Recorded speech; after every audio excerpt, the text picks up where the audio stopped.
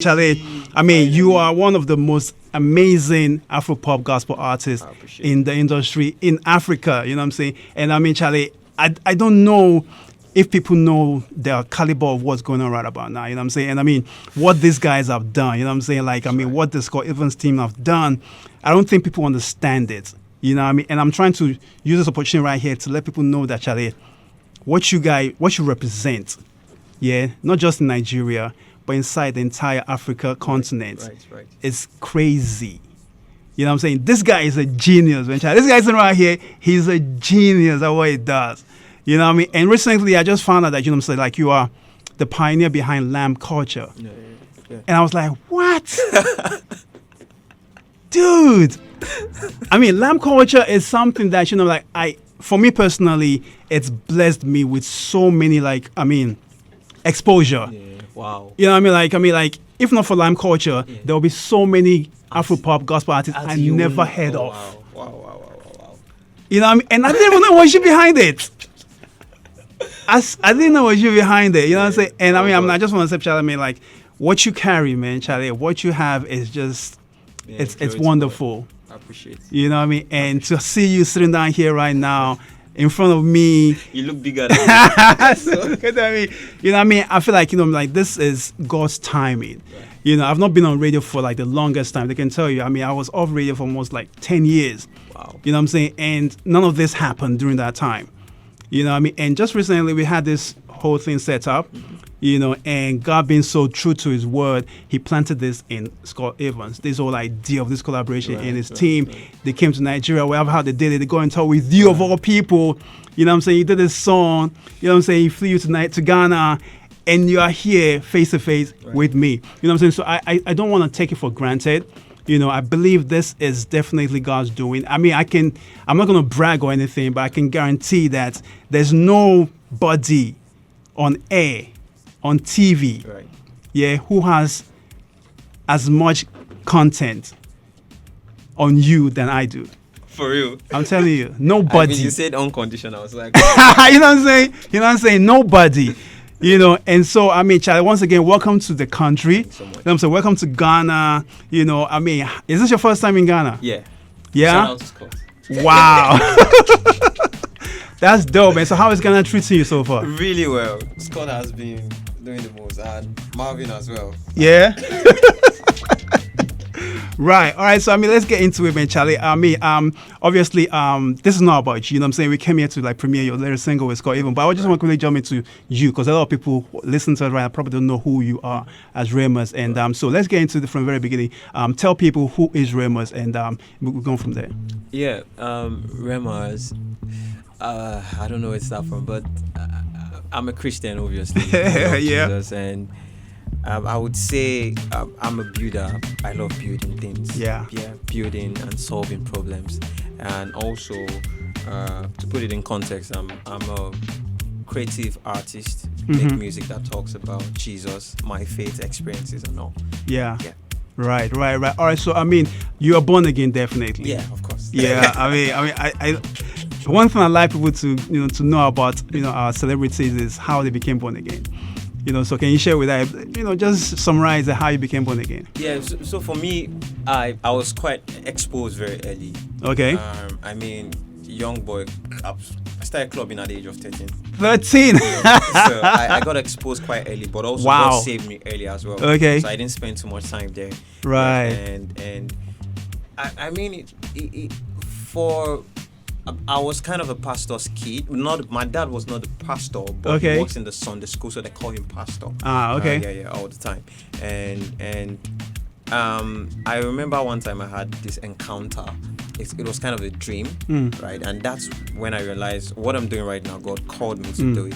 I remember I had that dream, and I woke up sweating, so I had to go meet Autoclave. He teaches me production. Okay. So he was the one that gave me the name Remus. Oh, nice. So because I used to be a secular artist, so I told him I don't want to do this again. So I wasn't concerned about the music, and I just want to follow Jesus, right? Right, so right, he right. gave me a name there. It was supposed to be Rema, Rehmah. So we checked it on Twitter. There was one India person with just a random Twitter account. Right. Then we said, okay, let's add a Z to it. So that's how I came about the name. Yeah. Nice. And so I mean, what year was this? You don't remember? Like 10 years ago. Well, 10 way back. 10 years Over ago 10 would be years ago. 2015. No, over 10 years ago. But I can't remember the exact. Right. But I said, I mean, like, I have Unconditional, 2017. Yeah. Before that, definitely we're doing stuff.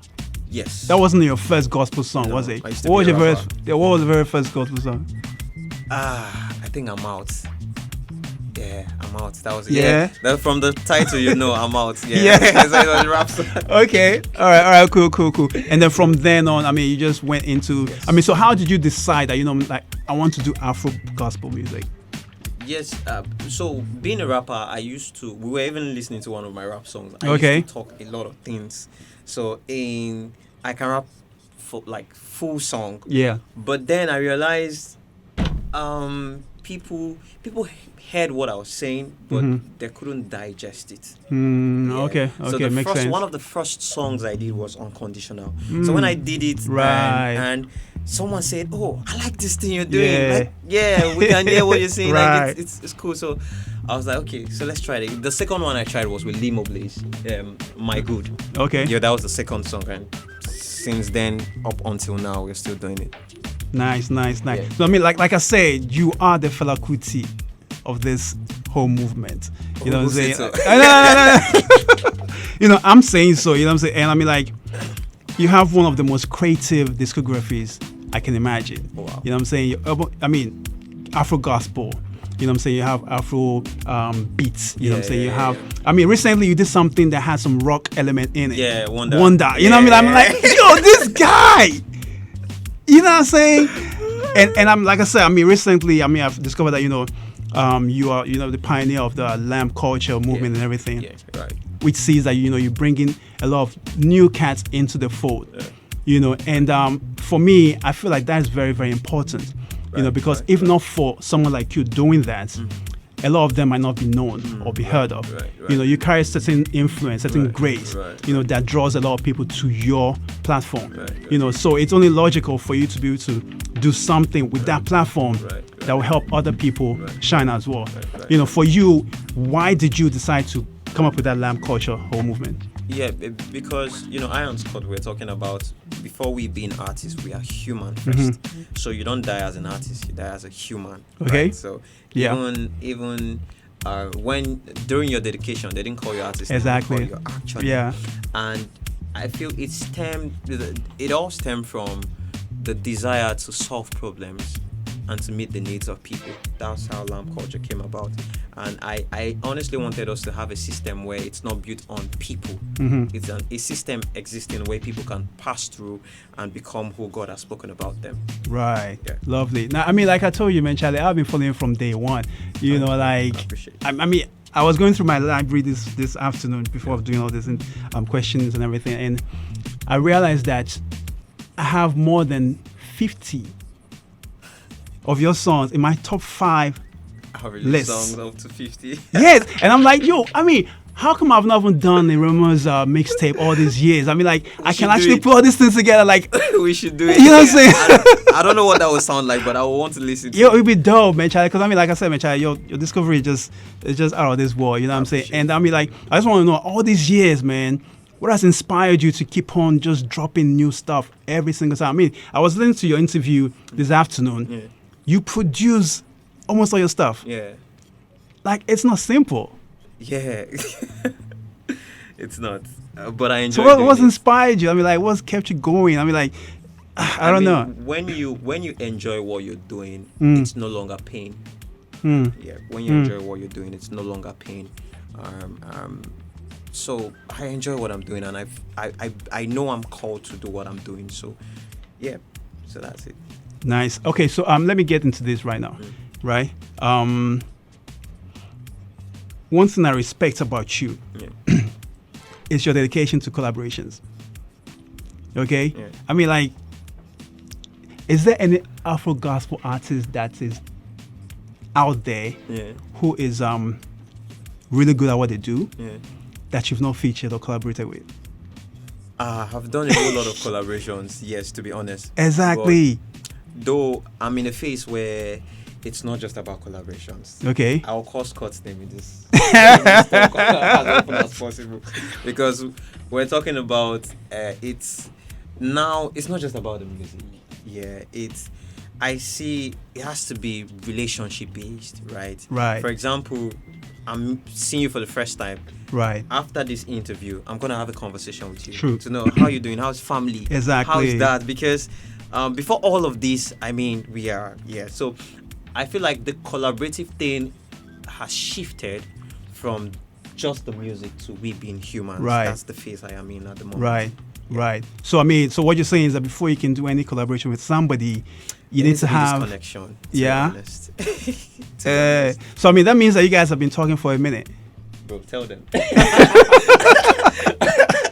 Yeah, I mean, we've been talking about. Yeah. Dope. All right, so let me go back to the what you call it, the lamb culture thing. Yeah. Because I feel like that is something that I feel like in Ghana here we need to be able to do something like that for not just the already established artists, you know what I'm saying, but for the upcoming as well. Because I feel like Not for Scots. not for Scott, you know what I'm saying? I mean, I feel like, you know what I'm saying, like what I'm seeing right now is more or less two artists from two countries who are at the top of their games coming together to do something. You get what I'm saying? And you started Lamb Culture. You get me? And like I said, I've been one of the biggest beneficiaries of that project. Yeah. But there's nothing like that in Ghana. You know what I'm saying? So I'm thinking, do you think someone like Scott, should be able to like do something like a Lamb Culture in Ghana?